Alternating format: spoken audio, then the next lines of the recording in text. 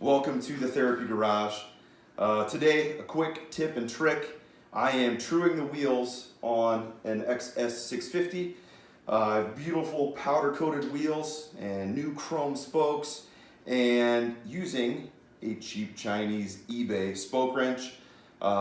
Great tool. However, the way it's cast, it has really hard, sharp corners, edges on it. And especially on the rear wheel, the spokes come in at a pretty aggressive angle to the wheel, and it's really easy to scratch your wheel. Even if it's a chrome or polished wheel, anodized, powder coat, painted, however you did your project.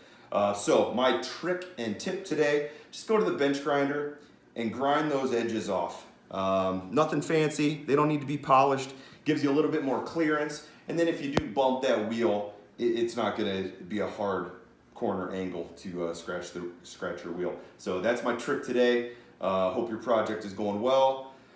Subscribe to my channel, comment on the video. The more subscriptions, the more views, the more YouTube then lets me promote product on there. So I can do product links or links to the blog, website, specific builds that are relevant to projects like this. So hope all's well. That's my trick and tip from the Therapy Garage.